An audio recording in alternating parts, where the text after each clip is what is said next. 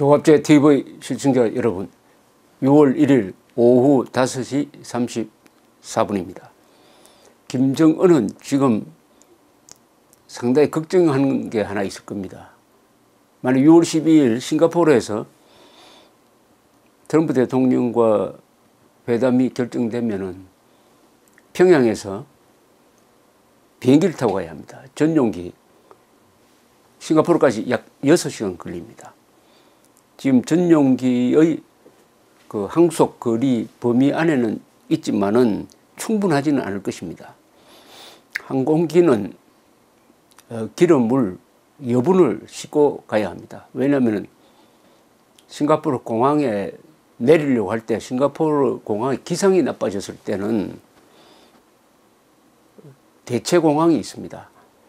대체공항으로 가는 기름이 있어야 합니다. 그리고 대체공항이 또 날씨가 나빠서 착륙하지 못할 때는 또 기다릴 만한 선회하면서 기다릴 수 있는 기름을 또 실어야 됩니다.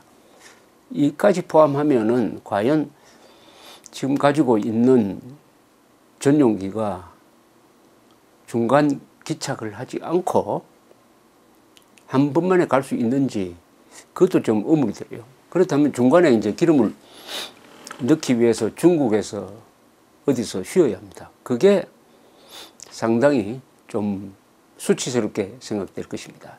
싱가포르까지 가는 비행기도 없느냐 이렇게 되는 거겠죠. 두 번째는 이 갈 때의 항공사고를 걱정하게 될 것입니다. 김일성, 김정일은 일종의 비행 공포증에 걸린 사람들이었어요. 김정일이가 푸틴을 만나러 갈 때는 평양에서 시베리아 열차를 타고 한 일주일간 달려서 갔습니다. 왕복 보름이나 걸리는 이런 여행을 했습니다. 독재자는 비행 공포증을 가진 사람들이 많아요. 그런데 또 다른 독재자가 있습니다. 몇 사람은 아예 조종사입니다. 비행기를 막 모는 사람도 있습니다. 김정은이도 비행기를 몰았다는 그런 뉴스가 있었던 것 같은데 그것은 북한이 일부러 미화한 게 아닌가 생각이 드는데 비행 훈련을 받은 적은 아마 없을 겁니다. 독재자가 비행기를 타면은 고소공포증 플러스 암살공포증에 걸리죠. 암살공포증. 이게 근거가 있어요. 자, 김정은 입장에서 생각하면 우선 할아버지를 생각할 겁니다. 김영삼 대통령과 1994년 여름에 만나기로 약속까지 잡아놨는데 심장마비로 죽었습니다. 김일성이 김영삼 대통령을 만나서 중요한 합의를 하기 위해서 상당히 고심했다는 이야기가 있습니다. 그때 북한 체제를 좀 개방해 볼까 하는 생각도 있었는데 김정일이가 그것을 매우 견제했다고 합니다. 그래서 일부에서는 김정일이가 암살했다 하는 이야기도 나오고 있습니다. 그것은 통일돼 봐야 알겠죠. 황장엽 선생은 암살설을 부인을 했습니다. 자, 그런데 이 독재자가 비행기를 타고 가다가 암살 기도에 걸린 적도 있고 실제로 비행기 사고로 죽은 사람도 있습니다. 그 몇 가지 사례를 말씀드리기 전에 이 산케이 신문이 김정은이가 읽으면 상당히 기분 나쁠 보도를 했습니다. 사이버 공격을 당해가지고 김정은이가 탄 비행기가 납치되거나 암살될 수 있다. 전용기 참매 1호가 사이버 공격을 막을 만한 능력이 있느냐가 의문시스럽다. 이렇게 돼 있습니다. 요새 항공기 사이버 공격 기술이 워낙 발달돼 가지고 김정은의 전용기를 납치하고 암살하는 것은 허풍이 아니다. 사이버 공격이 가능한데 그걸 과연 막을 수 있느냐. 2013년에 독일 보안 전문가가 스마트폰의 앱으로 항공기를 원격 조정하는 장치를 개발했다고 합니다. 그런데 이걸 보도하면서 해커가 항공기를 원격 조작한 사례도 있다는 겁니다. 기술적으로는 가능하다는 것이 입증되었다는 거예요. 더구나 북한 전용기는 노후화됐고 사이버 공격에 만반의 대책을 취하고 있지는 않는 것 같다. 도널드 트럼프 미국 대통령 전용기는 해킹할 수 없지만은, 사이버 테러를 할 수 없지만은, 북한의 이 김정은 전용기는 허술하다. 더구나 북한은 이 외국 금융기관 등등의 해킹을 많이 합니다. 북한의 해킹 기술은 세계적이라고 그래요. 남북 관계가 호전되었다고 하면서도 뒤에서 한국 정보기관을 해킹하고 있다고 합니다. 그러니까 해킹을 많이 하니까 김정은으로서는 더욱더 이 해킹에 의한, 사이버 공격에 의한 항공 테러, 그러니까 비행기를 떨어뜨린다든지 항공사의 조종 기능에 들어가 가지고 무슨 장난을 치면은 이거 가다가 중간에 떨어져 죽는 거 아니냐 하는 그 공상을 하게 될 가능성이 있다는 이야기죠. 이 산케이신문은 최신 보안 시스템을 갖춘 각국 공항들도 사이버 공격으로 심각한 피해를 입고 있다면서 이 해커가 어떤 국가에서 운영하는 것일 뿐만 아니라 테러 조직에서도 할 수 있고 개인도 할 수 있다 이겁니다. 개인도 할 수 있다. 다나카 히로시 전 일본 육상자위대 통신학교장은 이야기하기를 사이버 공격이 공항을 위협하고 있는 상황에서 항공기도 공격을 받을 수 있다. 기술적으로 김 위원장의 전용기를 원격 조작하는 것은 불가능하지 않다. 누군가는 정상회담을 교란하기 위해 사이버 공격을 실행할 우리도 있다. 이 김정은이 폼페오를 만났을 때 나눈 대화가 일부 보도되곤 하는데 전용기가 싱가포르까지 날아가는 문제에 대해서 몇 가지를 물어봤다는 이야기도 있습니다. 또 워싱턴 포스트의 보도에 의하면은 자리를 비웠을 때 평양에서 쿠데타가 나면 어떻게 하느냐 하는 것도 심각하게 지금 고려 대상이다. 김정은으로서는 이렇게 장시간 비우는 게 처음이죠. 처음이다. 자, 이런 사례를 아마 이제 김정은이가 검토하라 해가지고 사례를 모아서 보고하면 그 보고서를 읽어보면 더 소름이 끼칠지도 모르겠습니다. 예, 근데 요르단에 지금 돌아가신 후세인 왕이라고 있었습니다. 요르단의 후세인 왕은 이분이 스포츠맨인데 비행을 자기가 직접 전투 비행기를 조종한 사람입니다. 1958년 11월 11일 이분이 자기가 직접 비행기를 몰고 스위스로 가고 있었습니다. 스위스에 휴가를 보내기 위해서. 그때 시리아 전투기 2대가 나타났어요.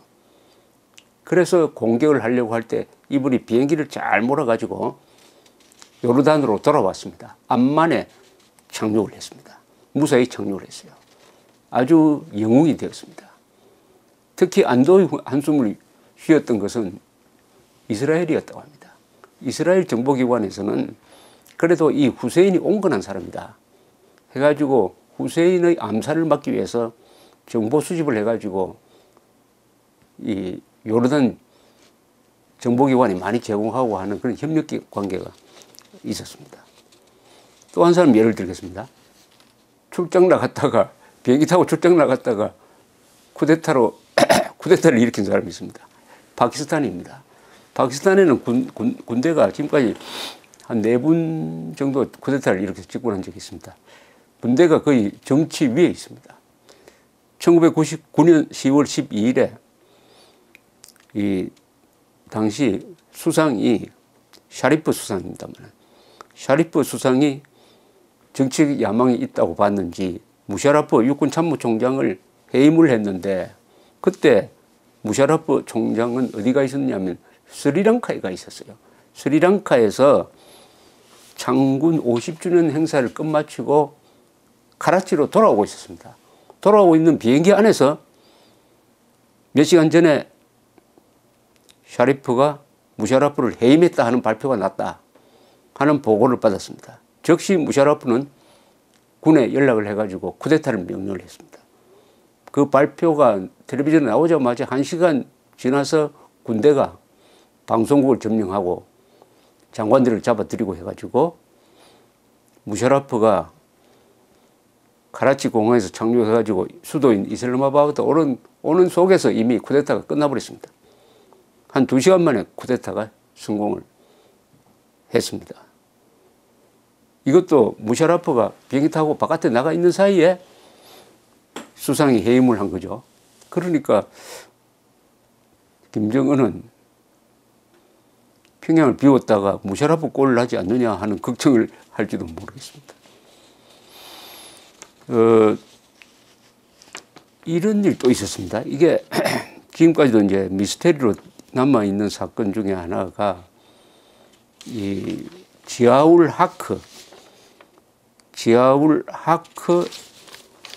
이 파키스탄 대통령이 암살된 사건입니다. 지아울 하크 파키스탄 대통령이 88년에 어떤 군 행사에 참석을 했습니다. 군 행사에 참석을 해서 그 시범 사격을 보고 이슬라마바드 돌아가기 위해서 이 수송기에 탔습니다. 수송기를 개조한 이 전용기에 탔는데 수십 명의 자기 부하들도 데리고 거기에 미국 대사도 탔습니다. 당시에 미국과 파키스탄은 매우 협력 관계에 있습니다. 왜냐하면 파키스탄이 아프가니스탄을 침공한 소련군과 싸울 때 미국이 파키스탄을 지원했습니다. 또 파키스탄은 이 반군을 지원했습니다.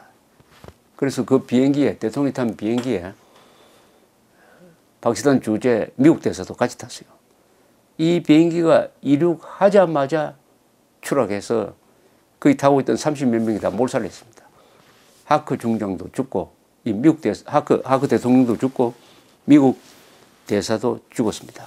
그 뒤에 조사기관이 설립돼 가지고 조사를 해가지고 결론은 이것은 범죄적 테러에 의해서 희생되었다 이런 결론이 나왔는데 문제는 누가 했느냐가 지금까지도 불분명합니다. 군 내부에 누군가는 했다 아니면 외국 기관이 했다 등등 설만이 있는데 아직도 누가 했느냐가 특정되지 않았습니다. 이 파키스탄에서 일어나는 이런 암살 같은 거는 보통 범인이 잡히지 않거나 그냥 넘어가는 경우가 있습니다. 그 다음에 또 다른 사건이 있어요. 이게 1972년에 일어난 사건인데 모로코에 하산, 지금 돌아가셨는데 하산 왕이라고 있었습니다. 이 사람은 상당히 친미적 왕이었습니다. 모로코는 지금도 상당히 친미 국가로 알려져 있고 상당히 이슬람 국가 중에서는 개방적인 나라입니다. 1972년 8월 16일에 이 하산 2세입니다. 하산 2세이 프랑스로 갔다가 라바트, 수도 라바트로 돌아올 때입니다. 그때 보잉 727기를 타고 있었어요. 전용기. 그때 모로코 공군기가 나왔습니다. 원래 대통령이 왔다 갔다 할 때는 자국 공군기가 경호를 합니다. 코드 1이라고 그러죠. 이 대통령을 코드 1이라고 하는데 코드 1 경호를 하는데 이 나타난 모로코의 공군 F5 프리덤 파이터라고 불리는 이 전투기가 왕이 탄 전용기를 향해서 사격을 했습니다. 사격을 했는데 아주 동체에 막 맞고 이랬습니다. 그런데 아주 기적적으로 이 비행기가 공항에 착륙할 수가 있었습니다. 일설에 의하면은 왕이 직접 조종실로 뛰어 들어가 가지고 그 무전기를 잡고 독재자는 죽었다. 독재자는 죽었다. 그만 쏴라. 이라고 했다고 합니다. 그만 쏴라. 독재자는 죽었다. 이 전투기는 아마 이제는 성공했다고 보고 암살에 성공했다고 보고 그 비행기에서 왕을 영접하러 나와 있던 사람들을 또 기총소사를 해가지고 8명 죽였습니다. 무사히 도착했어요. 나중에 알아보니까 모로코의 국방장관이 배우다. 국방장관이 쿠데타를 하기 위해서 이렇게 했다는 사실이 밝혀지고 이 국방장관은 자살을 했다고 하기도 하고 사살되었다고 하기도 합니다. 어쨌든 이런저런 이야기를 김정은이가 들으면 머리가 좀 복잡해질 것입니다. 비행기를 탄다는 것 자체가 공포일 수가 있습니다. 더구나 북한 정권이 그동안에 암살을 워낙 많이 암살 시도를 해가지고 1983년 10월 9일에는 미얀마까지 쫓아가가지고 미얀마를 방문한 전두환 대통령을 죽이기 위해서 아웅산 테러를 해가지고 17명의 한국 요인들을 죽였습니다. 17명. 전두환 대통령은 자기를 인도하는 당시는 범합니다만 미얀마 외무장관이 늦게 도착하는 바람에 늦게 출발하는 바람에 살았습니다. 늦게 출발하는 바람에. 그때 미얀마 주재 한국 대사가 상당히 모습이 전두환 대통령하고 비슷했어요. 그분이 차를 타고 가는 걸 옆에서 보던 이 북한 공작원이 아 이제 전두환 대통령이 행사장 아웅산 묘소로 가는구나 라고 시계를 보고 있다가 나팔 소리가 울렸습니다.